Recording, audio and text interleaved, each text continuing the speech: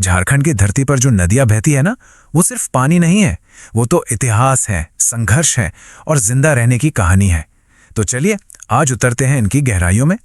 जरा सोचिए, अगर ये नदियां एक पल के लिए भी रुक जाएं तो क्या होगा? पता है, झारखंड की धड़कनें ही थम जाएंगी, क्योंकि ये सिर्फ भूगोल का हिस्सा नहीं, ये तो सीधे सीधे झारखंड की आत्माएं हैं।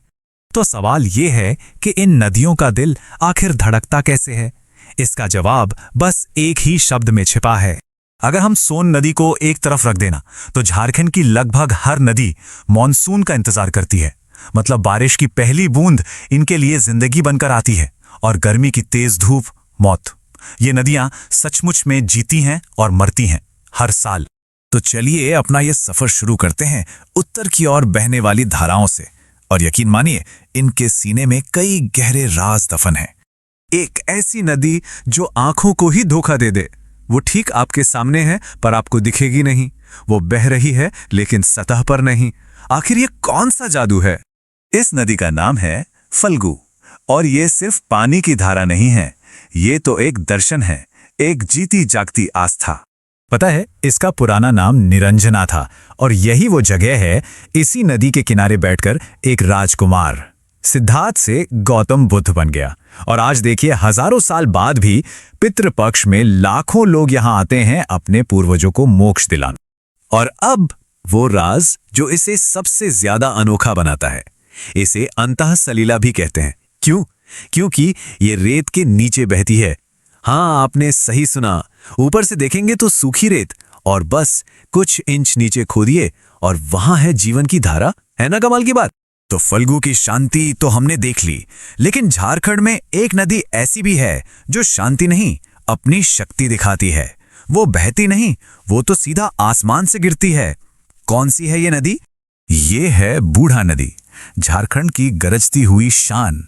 और यही नदी बनाती है झारखंड का सबसे ऊंचा और सबसे शक्तिशाली वाटरफॉल, बूढ़ा घाघ। जरा अंदाजा लगाइए, 143 मीटर की ऊंचाई से जब पानी नीचे गिरता होगा तो क्या होता होगा? पूरी धरती कांप उठती है।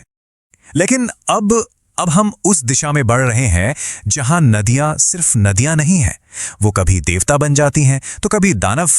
ये कैसे हो सकता है कि एक ही नदी, एक ही पानी जब जिंदगी दे तो देव नदी कहलाए, और जब वही पानी सब कुछ छीन ले तो शोक बन जाए? ये आखिर मुमकिन कैसे है? तो मिलिए दामोदर नदी से, झारखंड की सबसे लंबी, सबसे बड़ी और शायद सबसे बदनाम नदी। यही तो है दामोदर का वो दोहरा चेहरा। देखिए, जब ये शांत बहती थी तो खेतों को सींचती, जिंदगी देती थी, इसीलिए लोग इसे देव नदी कहते थे। पर मॉनसून में जब यही नदी अपना भयानक रूप दिखाती थी तो बंगाल में तबाही मचा देती थी, और तब ये बन जाती थी बंगाल का शोक। लेकिन इसका एक और सच भी है, आज का सच। कोयले के बड़े बड़े खदानों से गुजरते हुए ये नदी अब काली हो चुकी है, बहुत प्रदूषित। इसीलिए इसे झारखंड की राइन भी कहा जाता है। एक ऐसी नदी जो हमारे विकास की कीमत चुका रही है। तो दामोदर का दुख तो हमने देख लिया, लेकिन अब एक ऐसी नदी की बात करते हैं जिसकी रेत में आज भी सोना मिलता है। जी हां, आपने सही सुना, असली सोना।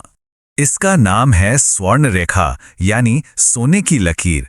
पर सवाल ये है कि क्या ये सिर्फ एक खूबसूरत नाम है या इसके पीछे सच में कोई हकीकत है? तो सुनिए, ये कोई कहानी नहीं, ये हकीकत है। आज भी इसी वक्त वहां के स्थानीय लोग इसकी रेत को छानकर सोने के कण निकाल रहे हैं। ये कोई मिथक नहीं है, ये तो झारखंड का जीता जागता खजाना है। और ये नदी सिर्फ सोना ही नहीं बरसाती, ये तो खूबसूरत झरने भी बनाती है। झारखंड का जो मशहूर हुंडरू फॉल्स है ना, वो इसी की देन है। और इतना ही नहीं, इसकी जो सहायक नदियां हैं राडू और कांची, वो जोन्हा और दशम जैसे शानदार झरने बनाती हैं। मतलब ये तो झरनों का एक पूरा का पूरा राज परिवार है। लेकिन रुकिए, सोना और झरने तो आज की बातें हैं। अब हम बात करेंगे एक ऐसी नदी की जो इनसे भी कीमती खजाना, एक हजारों साल पुराना राज अपनी गोद में छिपाए बैठी है। एक पूरी की पूरी भुला दी गई सभ्यता का राज। इस नदी का नाम है तजना। नाम भले ही छोटा लगे, पर इसका इतिहास बहुत बहुत बड़ा है। इसी नदी के किनारे असुर सभ्यता के सबूत मिले हैं। अब ये कौन थे? ये थे भारत के सबसे शुरुआती लौह शिल्पी, आप कह सकते हैं भारत के असली आयरन मैन। जी हाँ, हजारों साल पहले लोहा गलाने की कला जानने वाले लोग, उनके औजार, उनके बर्तन, उनके घर, सब कुछ आज भी ये नदी हमें उस दौर की कहानी बताती है। तो फल्गु की आस्था से लेकर दामोदर के संघर्ष तक और स्वर्ण रेखा के खजाने से लेकर तजना के इतिहास तक ये नदियां सिर्फ पानी नहीं बहाती, ये तो झारखंड की पहचान बहाती हैं। सच तो यही है कि इन नदियों के बिना झारखंड सिर्फ जमीन का एक टुकड़ा होता, लेकिन इन्हीं नदियों की वजह से झारखंड जिंदा है।